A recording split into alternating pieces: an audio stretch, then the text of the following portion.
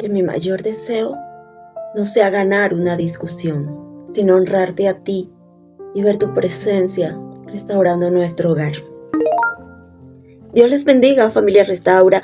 Hoy miércoles 1 de julio continuamos nuestra lectura bíblica en el segundo libro de Samuel, capítulo 6, versículos del 1 al 23.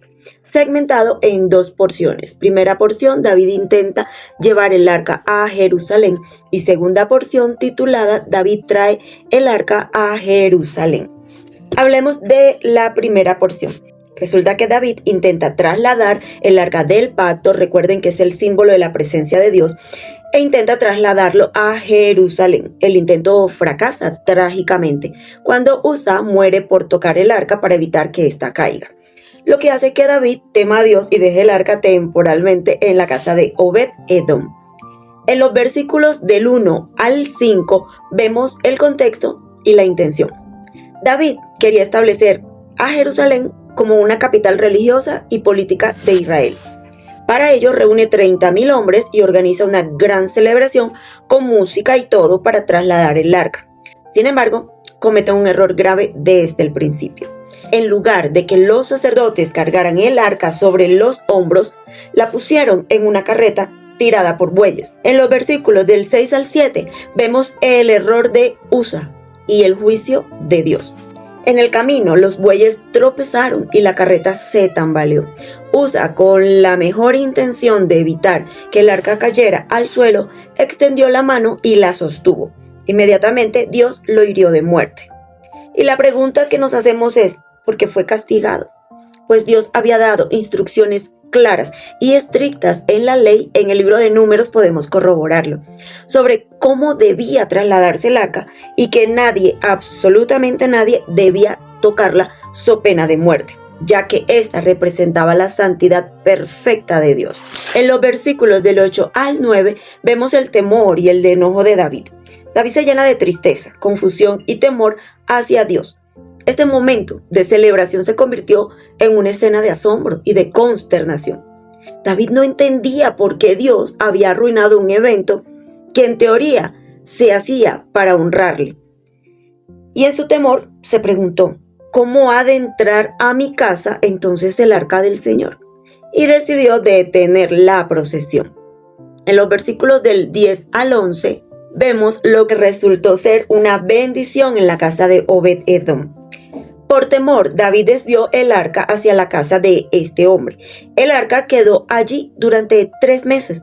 Y durante ese tiempo, Dios bendijo grandemente la casa y la familia de Obed-Edom. Esto demostró a David que el problema no era el arca ni la presencia de Dios, sino la manera incorrecta en la que ellos habían intentado manejarla. Y aquí hay 2 enseñanzas espirituales muy importantes. Primero, la santidad de Dios. El entusiasmo por adorar o servir a Dios nunca debe darnos licencia para ignorar sus mandamientos. La obediencia es más importante que las buenas intenciones. Número 2, la manera correcta de acercarse a Dios. El incidente de Usa nos enseña que Dios debe ser tratado con reverencia y respeto absoluto. Y bueno, familia, continuamos con la segunda porción, titulada David trae el arca a Jerusalén, versículos del 12 al 23. Este pasaje nos narra que el rey David traslada triunfalmente el arca del pacto a Jerusalén, convirtiéndola en la capital religiosa y política de Israel. El texto contrasta la adoración apasionada de David con el orgullo de Mical, su esposa, dejando claro aquí que la presencia de Dios exige humildad y gozo por encima de las apariencias o de los protocolos. Este pasaje se divide en 3 momentos clave. Primero, el gozo y la humildad de David, reflejado en los versículos del 12 al 15. Tras enterarse de que Dios bendijo la casa de Obed-Edom por albergar el arca, David retoma el traslado, a diferencia del primer intento fallido donde se usó una carreta. Esta vez lo hace según las instrucciones divinas y con gran celebración. Esto, familia, nos enseña cómo en el proceso nos podemos equivocar y no por eso Dios nos desecha, aunque muchos errores efectivamente traen consecuencias. Pero luego que aprendemos de esos errores ya no volvemos a cometerlos. David se despoja de su manto real y danza con todas sus fuerzas, demostrando una sumisión total a Dios. Segundo, vemos que en los versículos del 16 al 20, el desprecio de Mical, que al llegar el arca, mira por la ventana y al ver al rey David saltando y danzando, lo menospreció en su corazón. Más tarde lo confronta con sarcasmo, con críticas, diciéndole que un rey no se puede rebajar ante las sirvientas. ¿Cómo es posible? Mical, que era hija del rey Saúl, representa la religión fría y formal. Valora más el que dirán y la etiqueta de la realeza que la gloria de Dios. Tercero, vemos en los versículos del 17 al 19 y del 21 al 23 la respuesta de David y el juicio sobre Mical. David le responde firmemente que su celebración es para el Señor, quien lo eligió por encima de la casa de Saúl. Aclara que no le importa rebajarse ante los ojos humanos si eso significa honrar a Dios. A causa de su actitud crítica y burlesca, Mical es castigada con la infertilidad hasta el día de su muerte. Bueno, si llevamos todo esto a una reflexión en cuanto a lo matrimonial, vemos que el pasaje nos enseña a priorizar la presencia de Dios y la humildad por encima de orgullo, de control y por encima de las apariencias. Cuando el matrimonio se rompe, el dolor suele levantar barreras de orgullo como Mical o incluso activar el miedo. Este texto bíblico ofrece una ruta espiritual para sanar la relación desde el corazón. Número 1. Enfocarte en la presencia de Dios antes que en la restauración. Importante. En el texto, David no buscó el arca por estatus, sino porque vio que donde estaba el arca había bendición y vida. Pues en tu realidad, tu prioridad actual no debe ser salvar el matrimonio a la fuerza, sino buscar tu propia reconciliación y llenura con Dios, porque es que de lo demás se encargará Él. Cuando tú te conviertes en un lugar donde habita la paz, el perdón y el amor divino, tú te transformas en un terreno fértil para que tu cónyuge quiera regresar. La restauración es una consecuencia de buscar a Dios, no el fin en sí mismo. Segundo, hay que derribar el orgullo y la etiqueta con la actitud de David como ejemplo. En el texto, David se quitó sus vestiduras reales de superioridad y se vistió con un efod de lino sencillo para danzar ante Dios. No le importó verse vulnerable. En tu realidad, para restaurar un matrimonio, hay que despojarse del rol de tengo la razón, del estatus de víctima y de las máscaras de orgullo.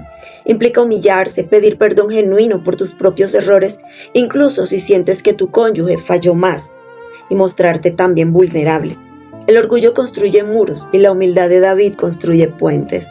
Tercero, toca cuidarte del virus del desprecio y el sarcasmo tipo Mical. En el texto, Mical observó desde la ventana con juicio, criticó la vulnerabilidad de David y le habló con un sarcasmo hiriente. Su actitud trajo consecuencias para su vida.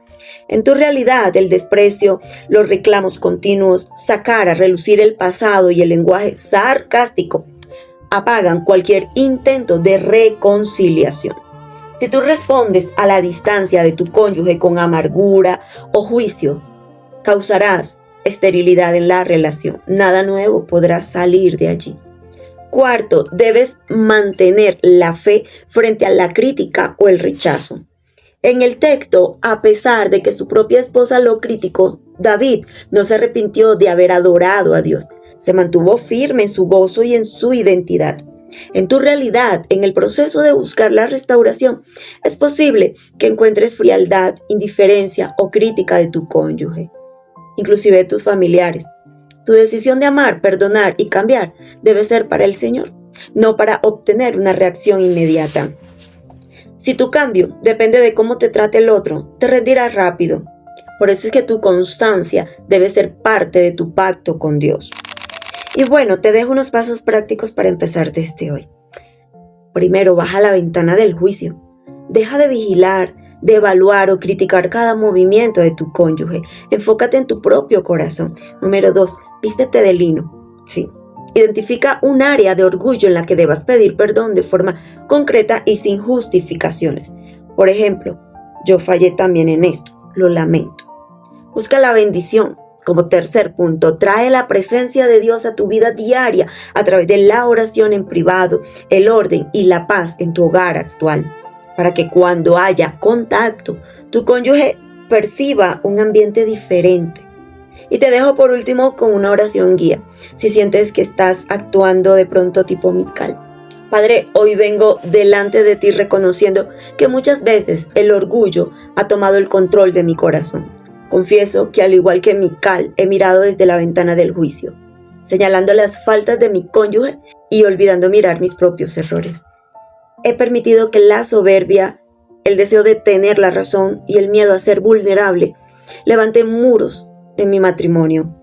Señor, te pido perdón por cada palabra de desprecio, por el sarcasmo y por la falta de gracia. Hoy decido despojarme de mis vestiduras de orgullo, de mi posición de víctima y de la necesidad de controlar los resultados. Me visto de humildad como David, rindiendo mi vida y mi matrimonio por completo ante tu presencia. Señor, yo te pido un corazón manso y enseñable. Limpia mi mente de amargura y reemplázala con tu amor incondicional. Ayúdame a pedir perdón con sinceridad y a recibir a mi cónyuge con misericordia, sin importar las circunstancias.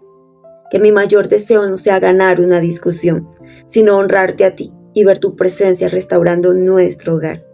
En el nombre de Jesús. Amén. Dios les bendiga.